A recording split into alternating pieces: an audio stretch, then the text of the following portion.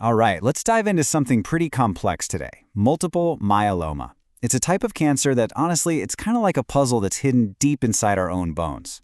So today, we're going to play detective. We're going to piece together all the clues that doctors use to solve this intricate medical mystery. So how do doctors solve a puzzle like this, one that starts right inside our bones? Well, it really is like detective work. You can't just look at one symptom and call it a day. Nope. Doctors have to follow a very specific trail of evidence, and that trail always starts with one single fundamental clue. Okay, so this is it. The starting point for every single investigation. Before anything else matters, doctors have to find this one specific thing. It's totally non-negotiable, and it's hiding deep in the bone marrow. This is ground zero. And that clue, it's something called clonal plasma cells. Now, that sounds complicated, but let's break it down. Just think of them as faulty photocopies of a normal cell, right? And they're just multiplying like crazy, completely out of control. So in our little medical mystery here, these are the culprits. They've taken over the scene of the crime, which is the bone marrow. But wait a second. Just finding them isn't quite enough.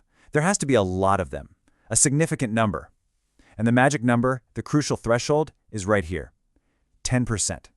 At least 10% of all the cells in a bone marrow sample have to be these clonal plasma cells. That is the first absolute non-negotiable requirement to even begin thinking about a diagnosis. Okay, so let's say we've met that 10% threshold. What's next? Well, now the investigation moves into its next phase. We need to see what kind of impact these rogue cells are having on the body. Basically, doctors start searching for clear signs of damage. And luckily for everyone trying to remember this stuff, these signs of damage are bundled into a super memorable acronym that guides the whole process. CRAB. Yep, CRAB. Each letter stands for a different kind of damage that these myeloma cells can cause. All right, let's kick it off with C. C is for calcium. What happens is the disease can actually cause bone to break down. And when that happens, it releases a ton of calcium into the blood. If the serum calcium level gets above 11 milligrams per deciliter, that's a condition called hypercalcemia. And boom, that's the first big red flag in our CRAB criteria. Okay, next up, let's look at R.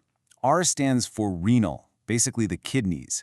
You see, those abnormal proteins that the myeloma cells churn out can seriously clog up the kidneys, and that can lead to renal failure. So doctors are looking for two things here: a creatinine level over 2 or a creatinine clearance rate below 40.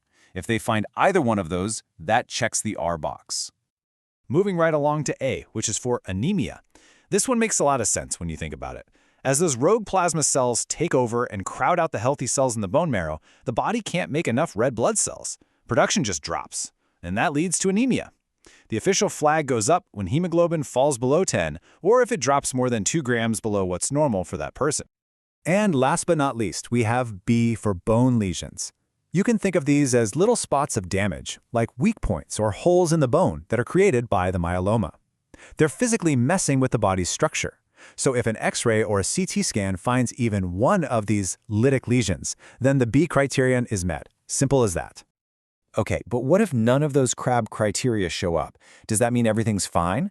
Not necessarily. What if the cancer is still clearly aggressive, but it just hasn't caused that specific damage yet?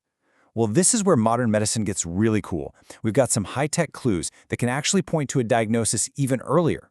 And these are called biomarkers of malignancy. There are 3 of these super powerful biomarkers. The first one is just an overwhelming number of plasma cells. We're talking a bone marrow sample that's 60% or more of these things. That's a huge red flag. The second is a really specific blood test. If something called the free light chain ratio is 100 or higher, that points to really active disease. And the third, an MRI scan that finds more than one of those focal lesions, those little spots of damage, even if other scans like an X-ray don't see them. And here's the kicker. You only need to find one of these 3 things. Just one is enough to confirm the diagnosis. So let's take a step back. We have all our clues on the table now, right? We've got our foundational clue, we've got the CRAB criteria, and we've got these new modern biomarkers. So how do we put it all together to get that final definitive verdict? It's actually a pretty clear and logical formula. Think of it like an equation. Step 1 is the foundation. You absolutely must have that 10% or more of clonal plasma cells, no exceptions. Then, you just need to add one more thing to it. That can be either one of the Crab criteria, that's step 2, or it can be one of those powerful biomarkers from step 3. So that foundational clue plus evidence from either of those next steps, that equals a diagnosis of multiple myeloma. And just like that, the medical puzzle is solved. Having these incredibly clear evidence-based criteria is what's so important. It's what turns a confusing, scary mystery into a real, actionable diagnosis that doctors can actually use to help their patients. And it really makes you wonder, doesn't it? As our technology gets even more advanced, what's the next frontier in cancer diagnostics going to look like?